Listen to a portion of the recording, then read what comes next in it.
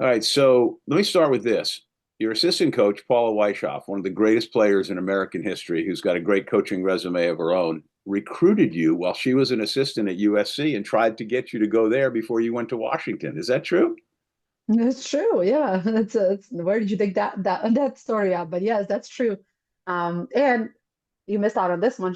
I had her poster in my room growing up. Like she was one of the few players that I knew outside of Serbia that, besides Cubans at that time, like she was one that I had in my room.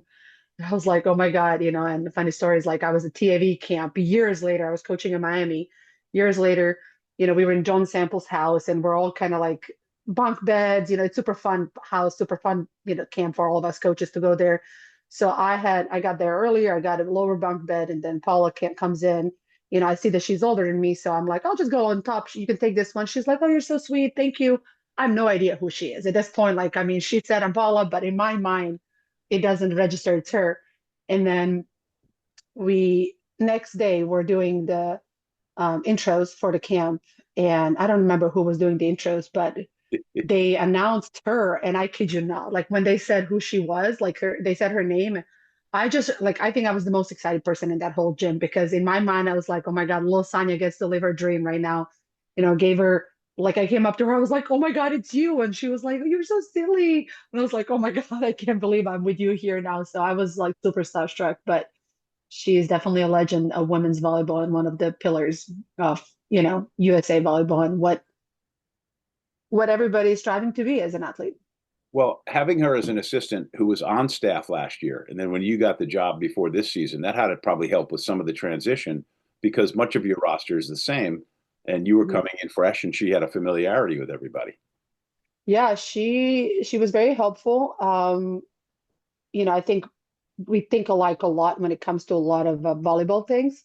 So, so many times, like, she would say, I wanted to tell you this, but you said it before I told you that, so like we were kind of on the same page when it comes to a lot of volleyball things. She didn't know personalities really well, but I think she did a really good job of not trying to lead me a certain way, like one way or another. She let me kind of like have my own impression of each individual on the team.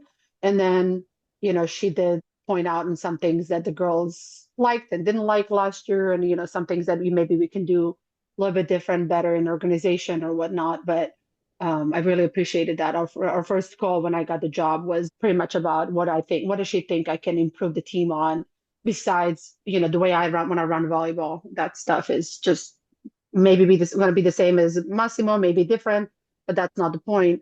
Where can I improve the team from the other side of it? And so she was really helpful. Um, the last two-thirds of the season, you guys have just changed complete direction. I mean, to say that you started out slowly, would be accurate, and then, but it coincided too with just an unbelievable season for Jordan Thompson. Oh my God. Yeah, I mean, she's yeah, playing about as well as anybody I mean, in your vast experience on all levels. What she's done this season is spectacular. yeah. JT is doing amazing, and I am happy like the way how she's playing. I have never seen her play this good. I was with her in Bank when I was assistant there my first year, and I got to see her play the year before that in Milano, and so she is a tremendous volleyball player. But I think the most important, the biggest thing that I've seen the growth in her this year is just that leadership role that she's taken on. And I think it's in the absence of Micah on the court, somebody had to step in those shoes, and I think she's done a great job of being that vocal leader as well, not just leading by example by getting kills, but she's also leading us on the court in, you know, talking to her teammates, getting on them when needs to be that saying things that need to be said, not things that players want to hear. And But so she's been amazing this year. But I do want to, I part of me also kind of gets frustrated because as Jordan is getting having an amazing season, what people forget is Justine was supposed to be our libero, and now it's Lauren Briseño. Like it's her first year pro, yeah, and this team is, the other teams have a Japanese national team libero, and Philippine, like I mean, those are the best talent, like the best liberos in the world are here. Some of the best liberos in the world are here, and we're number one with Briseño, and we're number one with our second setter, Kaisa Olanco, where Amber Ajiti is having unbelievable season. It's like so many different pieces are happening, and I feel like the credit is being taken away from them because Jordan is doing so well. And I think JT feels that too. In every press conference I've been with her after she's got an MVP or whatnot, and all the questions come to her like, "Hey, how are you doing so good?" And she's like, "My teammates are helping me do so well." And I think I don't want to take anything away from JT because she deserves all the praise she's getting, but I do believe that other people should get a little bit more praise as well. I mean, And you so, took away all my questions about all those people. So, yeah, thank you. Drive home safely. yeah, thanks. Just as an aside, so we get off of JT, she has 423 kills this season. Maddie Skinner from Austin is second with 297. Mhm. So when they chant MVP, it's a no brainer.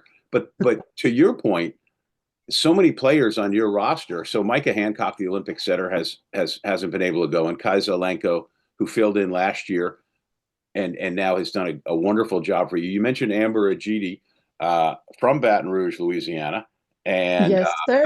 back in the day when I was a club director of my club, Volleyball Baton Rouge, during her last high school season at St. Michael High School, she concussed in high school matches two of my VBR players because Amber Ajiti shouldn't have been allowed to play high school volleyball. She hit the ball so hard. She's and but you mentioned, I mean, so many other good players, but Jess Merzik has taken it to, well, let me back up. What she did at Penn State her last year and then winning the national championship was a huge leap, and she was spectacular. And a lot of times you don't expect a kid to continue doing that in the pros. And she was fabulous last year, and she's still fabulous. For a young kid, she's really elevated.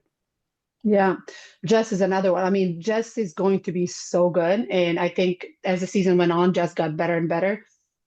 She is workaholic. She's a constant, like, perfectionist. She wants to be good, and it just when a kid wants to be good and she puts in the work, and there's times where I'm like, go home, like you don't need any extra, and she's just like, no, I need one more time, and so um, I think she started off season slow.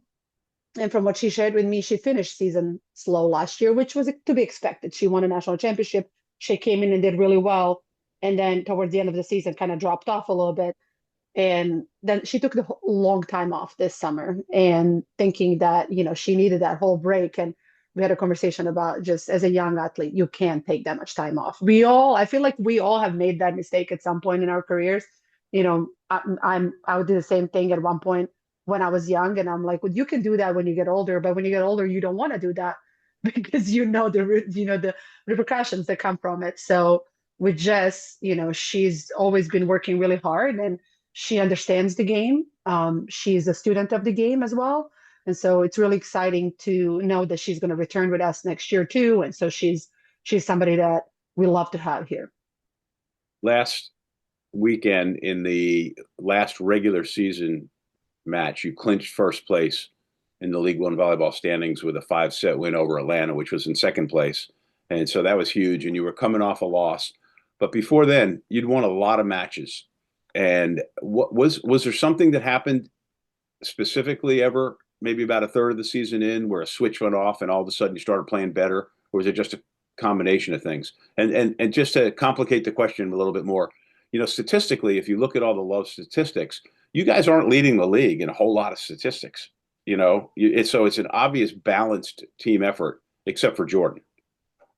I mean, because she's a wrecking crew. But I mean, you're not. It's not like you're leading in categories individually or as a team. So obviously, everybody's playing well as a team.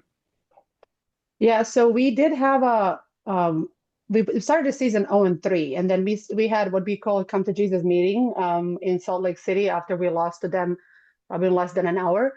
And we had an honest and frank meeting and talked about things that need to be addressed. And I think after that moment, there's this switch that turned on with our team. I think we won 6 in a row after that. Mm-hmm. And we really think just that what I want from a team is just to think about the next game ahead of us, and like to think about getting better at certain things, because our goal was not to win, this amount of games. Our goal is to win championship. Our goal is not to, great that we finish first, but we know how love is. Like it doesn't matter if you're first or fourth or sixth last year, you end up winning championships. So for us, it's just every day is an opportunity to get better at certain things. And, there's certain things that I wanted to run as a coach. And, I think at first couple games, there was a little bit of like, well, maybe we know better. And then, well, maybe you do, but when you're a head coach, you can do that. Yeah. And so we kind of made some adjustments and, just based on the people that we have on the team, so we have two really good middles. We have three middles that can, hit the ball and score. I mean, especially in Amber and Rafa, they're both pretty dynamic and, they can jump high and hit hard. And so we need to make sure that we have them as part of our offense as much as possible. And, to pull the middles away a little bit more from JT. And, I think that's made a big difference from that moment on. It's kind of like made people think a little bit more about other people than just JT. And, of course, JT still does JT things, and it's just really exciting to have her as part of a team, obviously. I do think there are other teams have players that have potential to do the same thing. And it's just like every team has somebody. And for us, we're just lucky that JT is stepped in this shape, form, whatever we're talking about right now that she's playing in. So the Love playoffs start Friday, and as Mhm. the number one seed, you're going to play Love Salt Lake, which was leading the league for the longest time till they fell completely off the table, and you've had the upper hand on them. This in the first match, Love Austin plays Love Atlanta, then you play Salt Lake, and then the next day you flip flop. You play Austin and Salt Lake. You play Salt Lake twice. Mhm. Wait, I'm confused. You'll have to explain the format to me. I thought I had Yeah. it figured out, everybody, but I don't. So we play first and fourth and second and third. We play whoever wins two matches. If it's 1-1 in matches, it doesn't matter what the score was in the matches. If it's 3-2 or 3-0, that doesn't matter. If it's 1-1 in matches, after the second match, we play golden set to 15. And so it's actually funny. You can go on our Instagram. Our team has done a funny job of explaining it on Maddie Kingdon and her crew they've done an amazing job of like explaining it like the young players were like kids in a classroom learning about golden set and the older ones were explaining the golden set. And honestly, that's kind of how it felt like when we explained to them what the golden set was in our gym, because you have older players who have played golden set in Europe and you have younger players who have no idea what we're talking about. So it's kind of funny how they explain it. But yeah, if it's 2-0, that team advances. If it's 1-1, we play golden set to 15, and that's it. So you could get swept the first match on Friday. Yeah. You could come Uh-huh. back. You could be down 0-2 and reverse sweep on Saturday, which Hmm. would then force a golden set. So Yep. you could actually lose the first five sets in Hmm. theory. That's Hmm. okay. That's something. All right. I got one more question, but first, I will go look up that Instagram and I'll put a link up in 900 square feet. And speaking of which, if you're not a subscriber to 900 square feet, the only all volleyball email, it's free. Go to 900squarefeet.com and subscribe. And if you're watching this YouTube video and you're not a subscriber to our YouTube channel, please subscribe. It's free too. Free. It could be, what could be better than that? So you may or may not remember this, and I'm sure you don't, but the first time I met you was in an elevator in San Antonio in 2005, the year that you guys won the national championship. And somehow, I don't know how we started talking, and we talked, on the way up, and then of course interviewed you afterwards, and when you guys won the championship. That's 21 years ago, and you've had, yeah, 2005, right? Not And like 5 years ago. yeah, right, well, close, but yeah, but in that time, you've had a really interesting path in our sport, as both as a player and then as a coach. And you've had some ups and downs as a coach. And when this hire was announced last year, I was like, wait, that makes perfect sense. But I was kind of surprised, and so for you personally, this has to be very gratifying to not only have gotten this job, but then had such success and had the team play so well. I mean, I would say this, that people who have given me a chance for this job believed more in me than I believed in myself when I got this job. My confidence was shaken up big time, and I would say even my love for volleyball, if I want to be honest with you, like it was really shaken up. And I was so blessed to be called up to be assistant with Giovanni and Vakibank. And after first year, I was like, being there for 1 year, I was like, I'm just gonna go for 1 year and just end with volleyball life, with peace. Like, because that was my first love, and I just wanted to end with peace. Like, I wanted to be done with like a good experience. And then I just fell in love again with coaching. It was just super fun to coach at this level. It was super fun to be around players at this level, coaches, just the way how the minds kind of, think alike. And it just was really gratifying. And so I extended a contract for another year in Vakif. And then when this opportunity presented, everybody thought I could do it. Giovanni, people in the league here thought I could do it. And I just was kind of like, yeah, I don't know if I'm ready to be a head coach again. I just want to be assistant and I'm having fun. And it was actually a couple conversations with players on this team who were like, we don't care about anything that you just told us about. We want you to coach us. We don't care that you're a woman. We don't care that you have an accent. We don't care about any of those things. We just want you to coach us and like give us what you have, give it to us straight. And the best part about that is like you hear that as a coach and you're like, all right, cool. Like it sounds good. But then when you live it, it's really been special. Like I felt full support, buy-in, and I'm sad that season is ending soon. I just, this is the first time in my coaching career that I'm like really bummed that we're gonna be done soon and then I have to wait so many months to see these people again. And that I mean that says a lot to me. Usually as an athlete and as a coach, no matter how much fun you have, like you're just like ready for time off.